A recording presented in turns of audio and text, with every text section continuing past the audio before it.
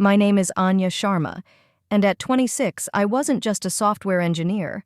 I was an architect of digital dreams, a believer in the transformative benevolent power of artificial intelligence.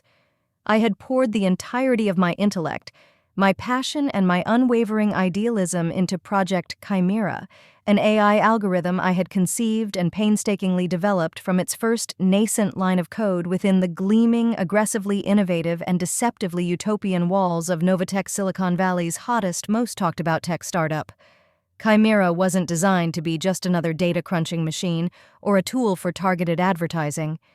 It was envisioned as a revolutionary adaptive learning companion, an AI tutor so intuitive, so personalized it could unlock the unique learning potential within every child, regardless of their background or learning style.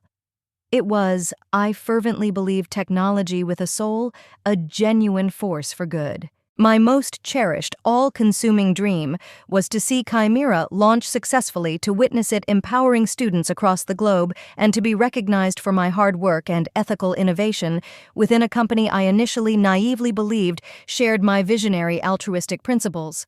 But I never ever in my most deeply buried cynical imaginings conceived that the brilliant charismatic leaders I so admired, the very people who had championed my creation, would be the ones to systematically corrupt its noble purpose, twisting its elegant code into something unrecognizably avaricious, and in doing so attempt to shatter not just my career, but my very faith in the ethical promise of technology.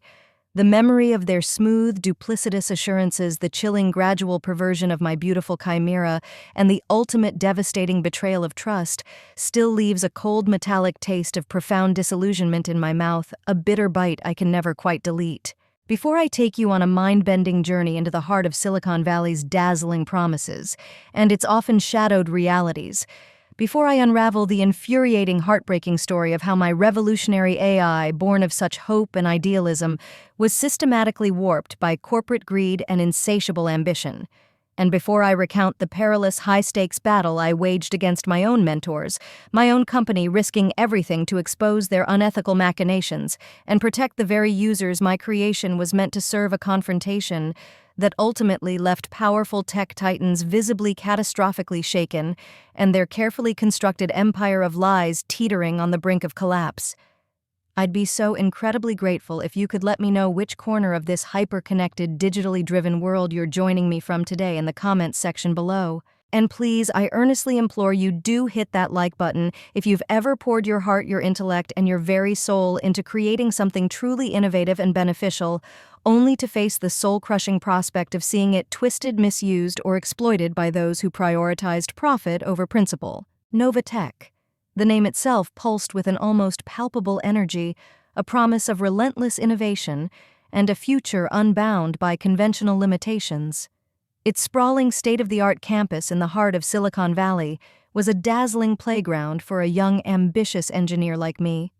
All gleaming glass atriums, collaborative open-plan workspaces buzzing with brilliant minds, gourmet cafeterias offering free artisanal kombucha, and ubiquitous motivational posters proclaiming "Innovate, Disrupt, Elevate." I had joined Novatech straight out of my master's program at Stanford, drawn by its charismatic visionary CEO Damien Frost, a man whose electrifying TED Talks on technology for a better tomorrow had captivated millions, including me, and by the company's seemingly genuine commitment to fostering groundbreaking, ethically sound technological advancements. Project Chimera was my brainchild, born from a deeply personal experience. My younger sister, Mia, had struggled profoundly with traditional schooling due to her dyslexia, her unique way of seeing the world often misunderstood and unsupported by a one-size-fits-all educational system. Chimera was my answer to Mia and to all the Mias of the world. It was designed to be an AI learning companion that didn't just deliver information, but truly understood its user. It would adapt in real time to individual learning styles, identify hidden strengths and weaknesses, offer personalized encouragement, and create dynamic, engaging learning pathways through complex subjects, making education accessible, joyful, and profoundly effective for everyone.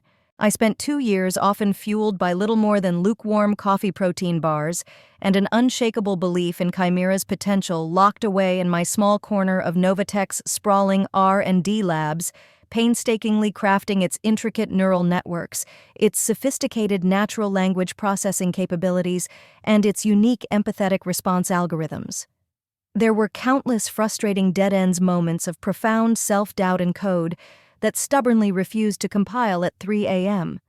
But then there was the eureka moment, the incredible breathtaking instant when Chimera first truly learned when it responded to a complex query with an insight so nuanced, so perfectly tailored, it felt less like an algorithm and more like a patient, brilliant, and deeply understanding tutor. That was the moment I knew with every fiber of my being that Chimera was something truly special, something that could genuinely change the world for the better. When I finally presented the fully functional Chimera prototype to Damien Frost and my direct manager Ben Carter, the brilliant, if somewhat harried lead developer of Novatech's AI division, their initial reactions were everything I could have dreamed of. Ben, a man usually more comfortable with code than with effusive praise, was visibly almost speechlessly impressed, his eyes wide with a kind of technical awe as he interacted with Chimera's sophisticated interface. Damien Frost, however, was a force of nature. He listened to my presentation, his piercing blue eyes, the ones that had captivated global audiences, fixed intently on me, a slow, almost predatory smile gradually spreading across his handsome, angular face. When I finished, he leaped to his feet, his enthusiasm so infectious it practically crackled in the air. "Anya," he declared, his voice resonating with that famous charismatic conviction, "this isn't just an algorithm, it's a revolution. Project Chimera is pure, unadulterated genius. This is what Novatech is all about. This is going to be our flagship, our moonshot, the product that defines our legacy." He spoke of a rapid development timeline of a global launch of Chimera, transforming education worldwide. He promised me a dedicated, hand-picked team, unlimited resources, a significant leadership role in Project Chimera's continued development and rollout, and of course generous stock options that would, he assured me with a conspiratorial wink, make me a very wealthy young woman. For a few heady, intoxicating months, I was living the Silicon Valley dream. Chimera became the undisputed star of Novatech, the focus of intense internal development, its impending launch whispered about in reverent, excited tones throughout the company, and even in hushed anticipatory articles in the tech press. I was lauded, celebrated the brilliant young engineer who was about to change the world. Then, slowly, almost imperceptibly at first, like a subtle, almost undetectable corruption in a complex line of code, things began to change. As Project Chimera moved from the idealistic blue-sky AR&D phase into the hard-nosed, market-driven pre-launch development cycle, the feature requests and directives coming down from Damien Frost's executive suite often filtered through a suddenly more stressed and less communicative. Ben Carter started to take on a new, unsettling, and distinctly commercial, almost avaricious tone. The first dissonant note was a seemingly innocuous request to integrate a rewards and incentives module into Chimera's learning pathways. "To enhance user engagement, Anya." Ben explained, his gaze not quite meeting mine, his usual friendly demeanor strained. "Damien feels, and the preliminary market research from our new VP of monetization strongly suggests that gamification and tangible rewards will significantly boost user retention and daily active use metrics. Think virtual badges, unlockable content, maybe even small discounts on partner educational products." I had some initial reservations. Chimera's core design was built around fostering intrinsic motivation, the pure joy of learning, not extrinsic superficial rewards, but I reluctantly agreed, telling myself it was a minor, perhaps even justifiable concession to commercial realities. But the rewards module was just the beginning. Soon came more suggestions, then more insistent directives. There was the push to incorporate enhanced user profiling capabilities, ostensibly to further personalize the learning experience, but the sheer granularity of the data points they wanted Chimera to collect. Not just academic progress, but emotional responses inferred from typing speed and word choice attention span metrics. Even subtle biometric data, if users opted in via wearable tech integrations, set off loud clanging alarm bells in my head. This felt less like personalized learning and more like deeply invasive, almost Orwellian user surveillance. Then came the proposal for dynamic content upselling, where Chimera, based on its intimate understanding of a student's learning gaps, would proactively suggest and facilitate the purchase of supplementary Novatech-branded educational modules and services, a feature that felt dangerously close to exploiting student vulnerabilities for profit. My beautiful, empathetic learning companion was, I feared, slowly, insidiously being morphed into a highly sophisticated, artificially intelligent data mining and sales-generating machine. I voiced my growing ethical concerns first to Ben Carter, then, when he became increasingly evasive and defensive, directly to Damien Frost himself in a series of increasingly urgent, carefully worded emails and requested meetings. Ben, his face etched with a new weariness, would usually resort to corporate platitudes. Anya, we all appreciate your passion for Chimera's core vision, truly we do. But we also have to be realistic about market demands, investor expectations, and achieving sustainable profitability. These are just minor tweaks to optimize performance and ensure a successful launch. There will be a full ethics review in Phase 2, I promise. Damien Frost. When I finally managed to corner him after a company-wide town hall was even more dismissive, though his charm, as always, was almost disarmingly effective. He put a paternalistic arm around my shoulder, his blue eyes radiating an almost messianic conviction. "Anya, my brilliant Anya," he said, his voice a low, persuasive murmur. "You're a visionary, a true artist of the algorithm. But sometimes artists can be a little precious about their creations. You see the code, the elegance, the purity. I have to see the bigger picture, the global impact, the millions of lives Chimera will touch. And yes, forgive me, the quarterly earnings reports that will allow us to keep funding this incredible dream. Trust me, Anya, these features are about maximizing reach, maximizing engagement. We're still changing the world, just on a much, much grander, more commercially viable scale. Don't let your idealism blind you to the necessary realities of making that happen." His words, so smooth, so confident, so utterly dismissive of my deeply held ethical principles, left me feeling cold, disoriented, and increasingly isolated. My precious creation, my idealism. He made my core values sound like unfortunate, inconvenient character flaws. The other senior members of the Chimera team, many of whom had been hand-picked by Frost and Carter, and were clearly more motivated by stock options and career advancement than by ethical considerations, either openly sided with management or maintained a conspicuous complicit silence, their eyes avoiding mine in meetings. I realized, with a growing sickening sense of dread, rapidly becoming a lone dissenting voice in a chorus of eager, profit-driven consensus. The initial beautiful harmony of Project Chimera's genesis was being drowned out by the harsh, discordant, and increasingly insistent notes of corporate greed. My dream was turning into a nightmare, and I was beginning to fear that the soul of my beautiful Chimera was being systematically, irrevocably corrupted by insidious line of compromised code. The chilling dismissal from Damien Frost, his smooth, patronizing words about idealism and bigger pictures echoed in my mind for days, a discordant, unsettling counterpoint to the elegant symphony of Chimera's original code that I knew by heart. His refusal to acknowledge my legitimate ethical concerns, framed so artfully as a gentle correction of my supposed naivety, was more than just a professional disagreement. It felt like a profound, almost personal betrayal of the shared vision he himself had once so passionately espoused. Ben Carter, my once collaborative manager, became an increasingly distant, almost spectral figure. His interactions with me strained his eyes, clouded with a mixture of guilt, frustration, and a weary, resigned obedience to Frost's new, ethically questionable directives. In team meetings for Project Chimera, meetings I was still for the moment permitted to attend, though my contributions were now routinely ignored or subtly undermined, the atmosphere grew thick with unspoken tensions, with the elephant of compromised ethics sitting squarely uncomfortably in the middle of the gleaming minimalist conference table. My attempts to push back to argue for the preservation of Chimera's ethical core became increasingly desperate and increasingly futile.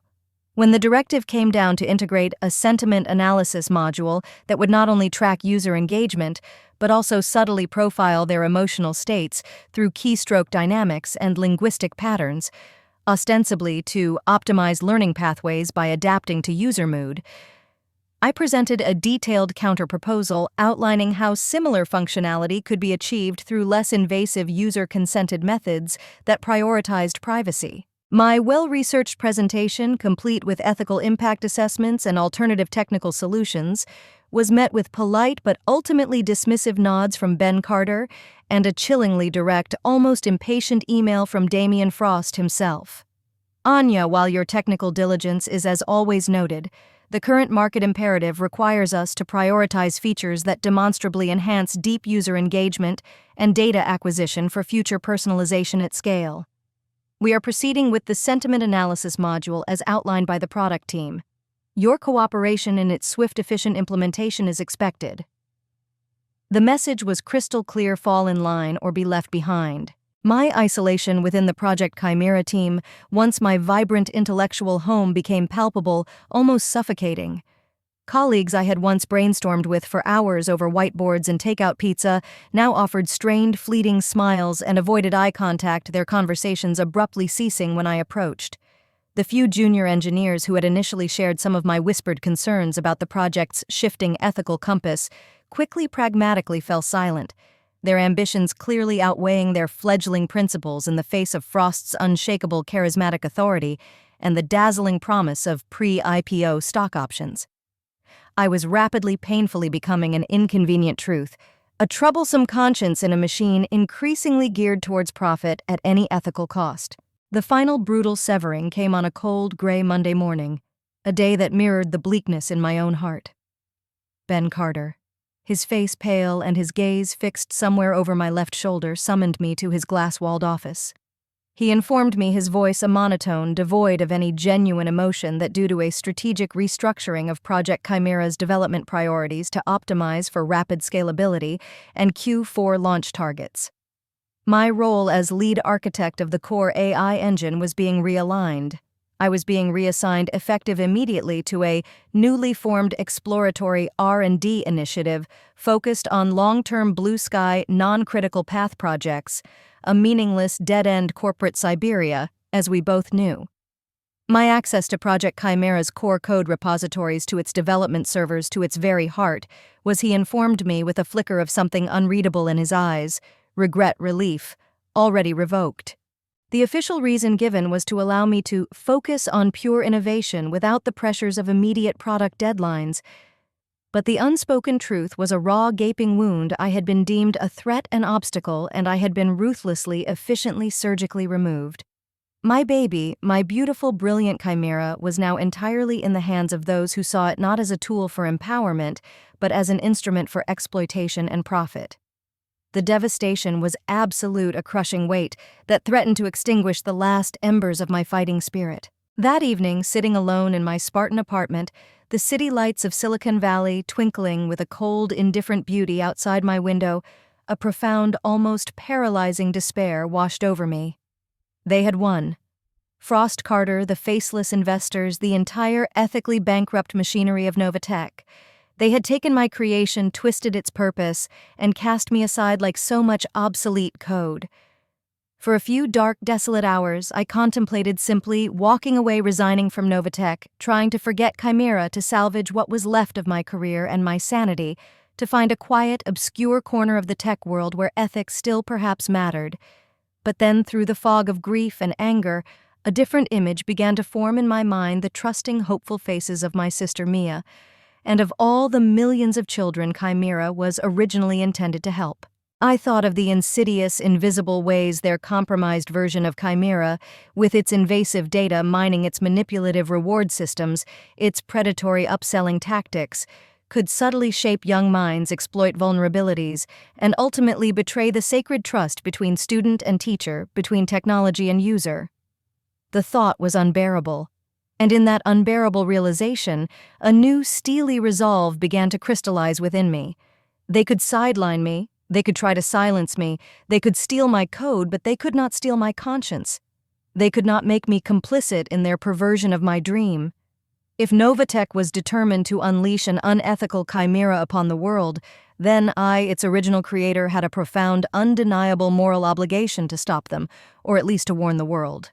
My first most urgent task was to secure my own intellectual property, my own truth, before it was entirely erased or rewritten by Novatech's well-oiled PR machine. I still, for a few precious more days, had access to my old development workstation, my local backups, my archived email communications.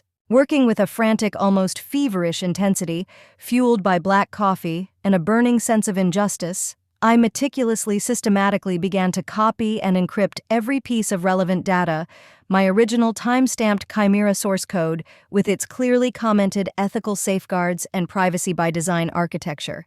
My detailed design documents outlining its intended benevolent purpose and its explicit rejection of manipulative features. All my email correspondence with Ben Carter and Damien Frost clearly documenting my repeatedly voiced ethical concerns and their increasingly dismissive, then obstructive responses. Even the minutes from early Project Chimera brainstorming sessions, where the team, including Frost and Carter, had enthusiastically endorsed its purely educational, empowering mission. I created multiple heavily encrypted, geographically dispersed backups, acutely aware that this digital trail, this undeniable record of Chimera's true genesis and its subsequent corruption, was now my most powerful and perhaps my only weapon. It was a terrifying, high-stakes gamble. If discovered, I would undoubtedly face immediate termination lawsuits for breach of my draconian NDA and professional blacklisting. But the alternative, to stand by and do nothing while my creation was weaponized, was simply unthinkable. My next step was to find allies, a task made infinitely more difficult by the culture of ambitious conformity and fearful silence that Damien Frost had so expertly cultivated at Novatech. But I knew I couldn't do this alone. My thoughts immediately turned to Dr. Evelyn Hayes, a brilliant, fiercely principled senior AI ethicist who had, with considerable, though then largely unexplained acrimony, resigned from Novatech about a year prior. I had always admired her from afar, her quiet integrity a stark contrast to the prevailing corporate culture. Finding her was not easy. She had seemingly dropped off the Silicon Valley grid. But after several days of determined, discreet online sleuthing, I managed to track her down to a small, independent AI ethics consultancy she had founded in a quieter, less frenetic part of the state. I reached out, my email carefully worded, hinting at shared concerns about recent ethical trajectories at Novatech. Her reply was cautious but immediate. But we arranged to meet. Dr. Hayes, a woman with kind, intelligent eyes and an air of weary, hard-won wisdom, listened to my story with a profound, almost sorrowful understanding. Her own departure from Novatech, she revealed, had been precipitated by a similar, though less public, ethical clash with Damien Frost over the company's increasingly aggressive data monetization strategies. Damien Frost, Anya, she said, her voice tinged with a deep sadness, is a master illusionist. He sells a beautiful dream of technological utopia, but beneath the glittering facade, there is an insatiable, almost pathological hunger for profit and control at any cost. You are not the first, and I fear you will not be the last to be burned by his ambition. But instead of advising caution or retreat, Dr. Hayes offered something far more valuable: her expertise, her network of trusted contacts in tech ethics and investigative journalism, and most importantly, a safe, secure off-grid space where I could continue my work without fear of Novatech's increasingly pervasive surveillance. Her small, unassuming office became my new clandestine command center. Within Novatech itself, finding allies was a far more perilous endeavor.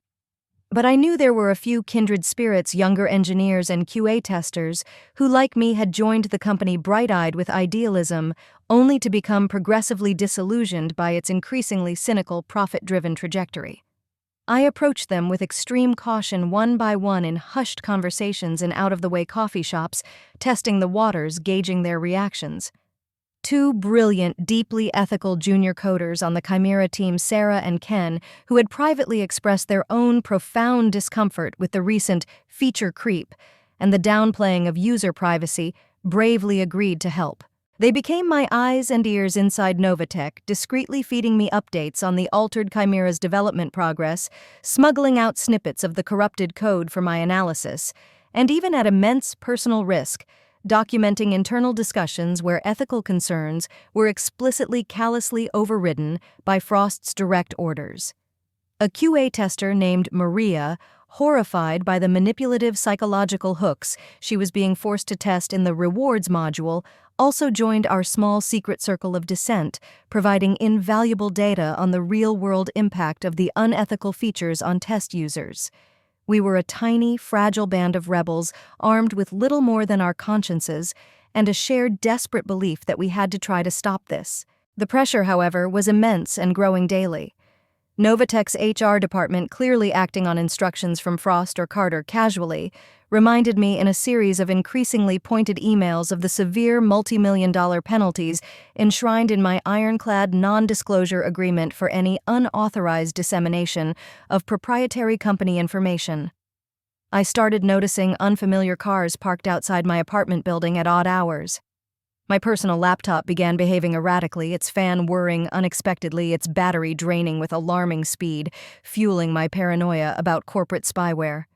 The psychological warfare was relentless, designed to intimidate, to isolate, to break me. Then the bombshell Novatech announced the official global launch date for Chimera X. They had, with a typical lack of subtlety, rebranded my beautiful, nuanced Chimera with a moniker that sounded more like a weapon system for a massive, globally live-streamed tech extravaganza just 6 short weeks away. The ticking clock in my head became a deafening, frantic roar. We had substantial damning proof of ethical violations, of data misuse, of a deliberate plan to deceive and exploit users. But we were running out of time. We had to get our story, our evidence out to the world safely, effectively, and with an impact so profound it could not be ignored or spun away by Novatech's formidable PR machine before Chimera X was unleashed upon millions of unsuspecting users. The weight of that responsibility, the sheer audacity of what we were attempting, felt almost unbearable. But the thought of those users, especially the children Chimera, was originally meant to empower, being unknowingly manipulated and exploited by my own perverted creation, was even more so. There was no turning back now. The weight of the meticulously compiled, heavily encrypted digital dossier, our irrefutable proof of Novatech's calculated ethical transgressions and Damien Frost's audacious intellectual property theft, felt like a physical burden, a volatile, ticking time bomb of truth that Anya, Dr. Evelyn Hayes, and our small, fiercely loyal internal cadre of whistleblowers, Sarah, Ken, and Maria, now carried, with a mixture of trepidation and grim, unwavering resolve. The atmosphere in Dr. Hayes's small, unassuming consultancy office, which had become our clandestine war room over the past few desperate weeks, was thick with a palpable tension, the air crackling with a potent brew of fear anticipation, and the unshakable conviction that we were on the precipice of something monumental, something that could either save countless future users from exploitation or, if mishandled, utterly destroy our careers and potentially even endanger our personal safety. Our strategic discussions about how and when to unleash this devastating information upon an unsuspecting world were intense, often lasting late into the pre-dawn hours, fueled by lukewarm coffee adrenaline and a shared, almost sacred sense of purpose. We meticulously analyzed the pros and cons of various approaches. A direct leak to a regulatory body like the FTC or SEC might trigger an official investigation, but it could also get bogged down in bureaucratic delays, allowing Novatech and Frost ample time to spin the narrative, discredit us, and bury the evidence even deeper. A WikiLeaks-style anonymous data dump felt too uncontrolled, too susceptible to being dismissed as unverified or politically motivated. We needed a trusted, powerful, and utterly unimpeachable journalistic intermediary, an organization with the resources, the legal fortitude, and the global reach to not only understand the profound complexities of our evidence, but also to present it to the world in a way that was both compelling and irrefutable, capable of withstanding the inevitable ferocious counter-assault from Novatech's formidable PR and legal armies. After much painstaking research and several discreet, heavily vetted inquiries facilitated by Dr. Hayes's extensive network of contacts within the tech ethics and responsible journalism communities, we made our unanimous choice: The Global Veritas Initiative (GVI), a fiercely independent Pulitzer Prize-winning international consortium of investigative journalists, renowned for its groundbreaking, deeply researched exposés on corporate malfeasance, technological overreach, and the abuse of power in the digital age. Their reputation for meticulous fact-checking, ironclad source protection, and fearless, impactful reporting was legendary, almost mythical. Their lead technology ethics correspondent, a formidable award-winning journalist named Cassie Wells, was particularly known for her incisive understanding of AI ethics and her tenacity in holding Silicon Valley's demigods accountable. She was, we decided, the perfect recipient for our explosive package.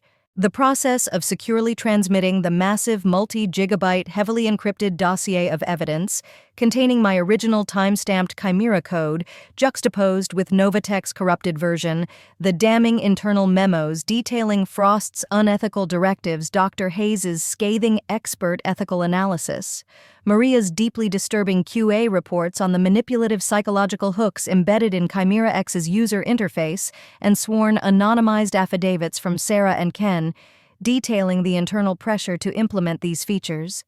To Cassie Wells and the Global Veritas Initiative was a masterclass in digital paranoia and clandestine tradecraft. It involved multiple layers of encryption, secure anonymous file-sharing platforms, pre-arranged deadman switches, and a series of nerve-wracking encrypted video calls with Cassie Wells herself. Her calm, intelligent, probing questions gradually convincing us that we had indeed found the right custodian for our dangerous truth.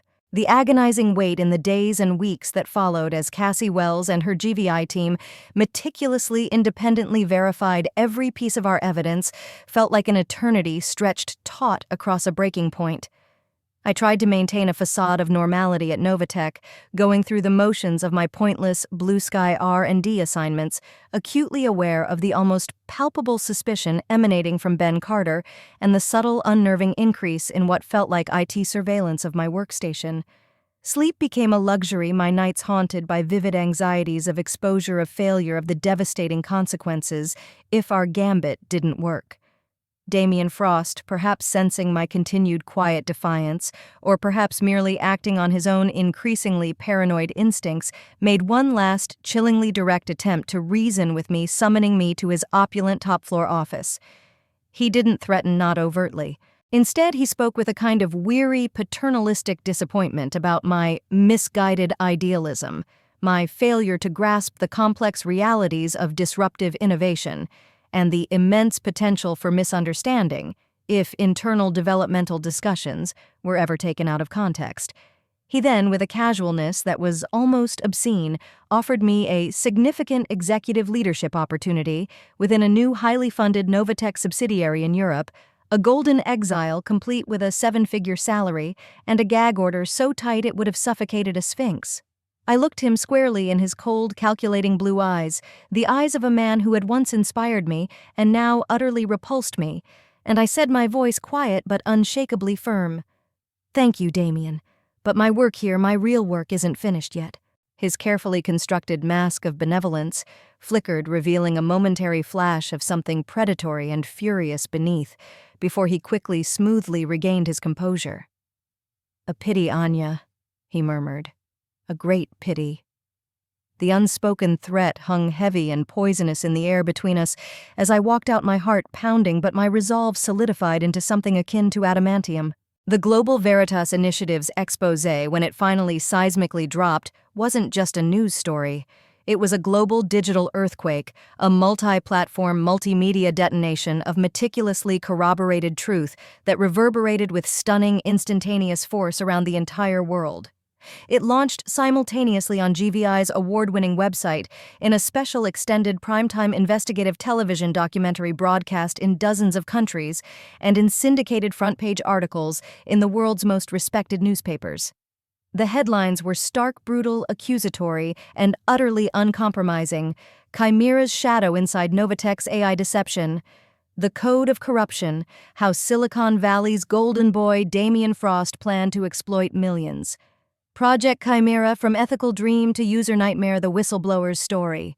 The meticulously documented evidence. My original benevolent code contrasted with the altered, manipulative version of Chimera X, Frost's damning internal directives, Carter's complicit emails, Dr. Hayes's devastating ethical critique, Maria's chilling QA reports on the addictive, exploitative user loops, even anonymized but deeply compelling testimonies from Sarah and Ken, was laid bare for all the world to see an undeniable, irrefutable indictment of corporate greed and ethical bankruptcy. The public and tech industry firestorm was immediate, overwhelming, and utterly ferocious. #Novatech scandal, #Chimera deception, #Frost fails ethics, and #thank you Anya Sharma, a hashtag started by Cassie Wells herself that quickly went viral, exploded across social media platforms, a tidal wave of user outrage, tech community condemnation, and calls for immediate boycotts of all Novatech products. Prominent AI ethicists, leading academics, and even rival tech CEOs issued scathing public statements condemning Novatech's practices. Novatech's much-hyped imminent IPO, which had been predicted to be one of the largest in tech history, was immediately, indefinitely, and humiliatingly postponed. Key investors, their own reputations suddenly on the line, began to publicly, frantically distance themselves, demanding Answer's accountability and Frost's immediate resignation. Governments and regulatory bodies around the globe, from the FTC and SEC in the United States to the European Union's formidable data protection agencies, announced the launch of urgent, high-priority investigations into Novatech's deceptive practices, its flagrant misuse of user data, and its development of potentially harmful manipulative AI. Novatech's initial reaction was a clumsy, panicked attempt at damage control, a hastily issued boilerplate PR statement filled with vague denials, accusations of disgruntled former employees, and misrepresented data, and hollow promises of an internal review.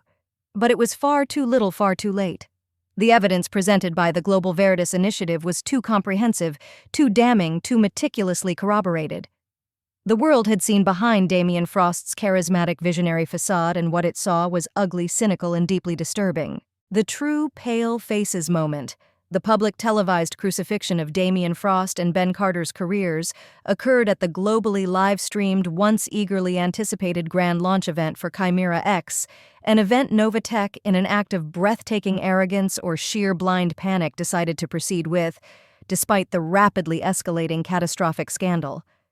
The cavernous state-of-the-art convention hall, once expected to be filled with adoring tech acolytes and fawning journalists, was instead packed with a predominantly hostile, skeptical press corps, their faces grim, their questions loaded like torpedoes.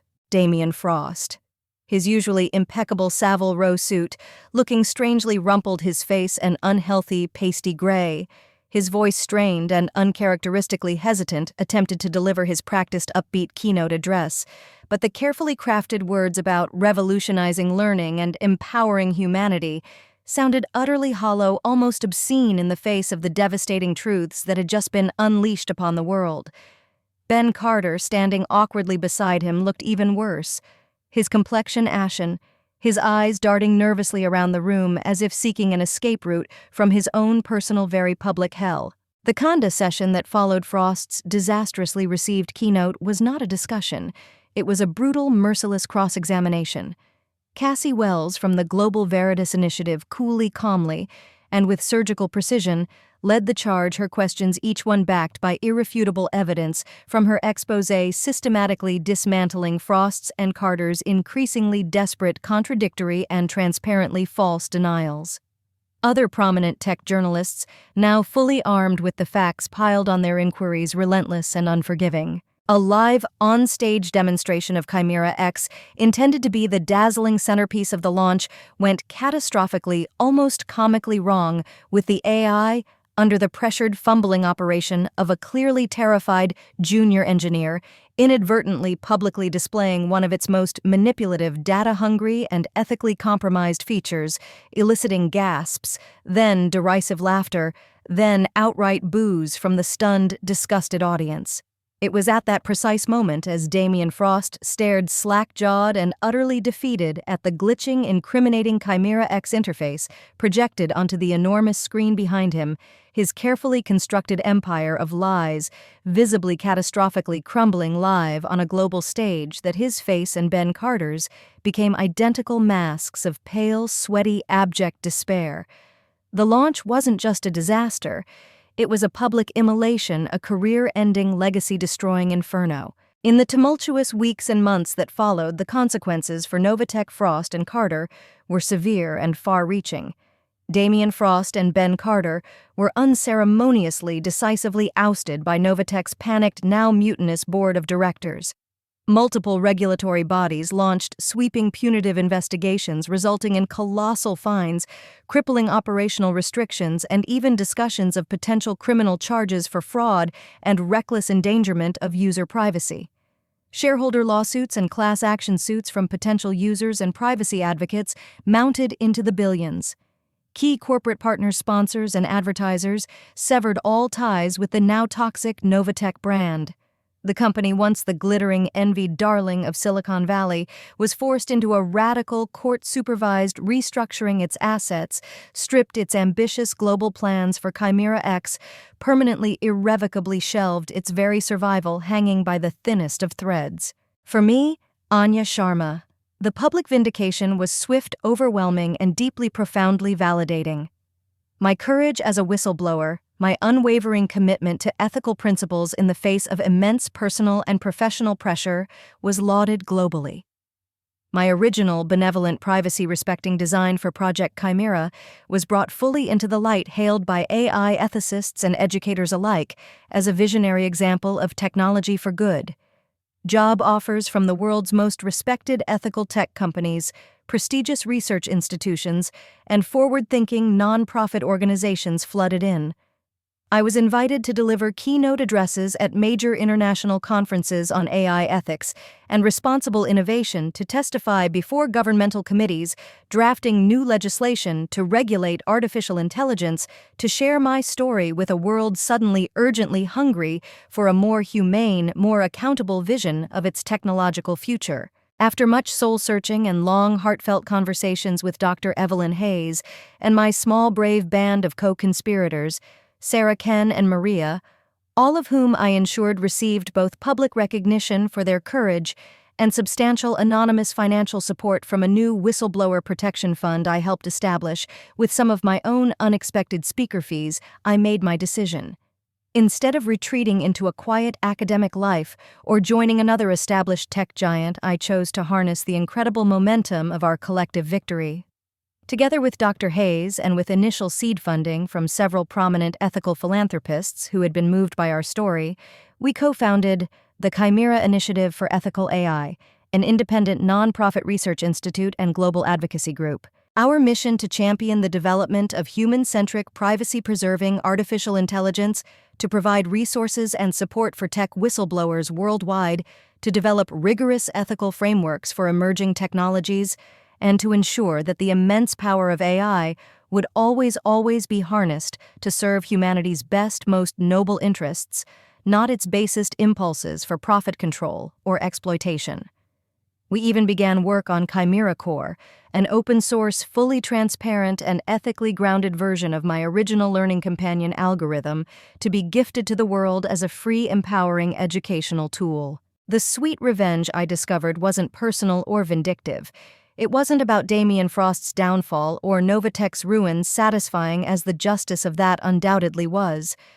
The true, enduring sweetness lay in the global conversation on AI ethics that our actions had ignited, in the new laws and regulations that were beginning to take shape, in the inspiring messages I received daily from young engineers and students around the world who said my story had given them the courage to speak out against unethical practices in their own workplaces and institutions. It was in the knowledge that together we had drawn a clear, indelible line in the digital sand, a line that declared unequivocally that technological innovation, however brilliant, however powerful, must always be subservient to fundamental human values, to unwavering ethical principles, to our shared sacred responsibility to protect the vulnerable and to build a future worthy of our highest aspirations. The stars I had once gazed at with such innocent wonder now seemed to hold a new, more profound meaning. They were a reminder of the vast, limitless potential of human ingenuity, but also of the profound, humbling responsibility that comes with reaching for them. Have you ever been in a situation where you felt compelled to blow the whistle on unethical or harmful practices, despite the immense personal or professional risks involved? What gives you the courage to speak truth to power even when your voice is trembling?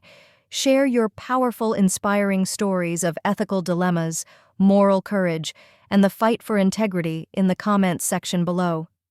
And please don't forget to like this video and subscribe for more compelling, in-depth explorations of the complex, often challenging but ultimately indispensable pursuit of truth, justice, and ethical responsibility in our increasingly technological world. Remember, the future of technology is not predetermined by algorithms or corporate agendas. It is and must always be shaped by our collective human conscience, by our courage to ask the hard questions, and by our unwavering commitment to ensure that our most powerful creations always reflect our most noble values. Thank you from the very bottom of my ethically coded heart for joining me on this extraordinary, often perilous, but ultimately transformative journey to fight for the soul of Chimera and for a better, more responsible technological future for us all.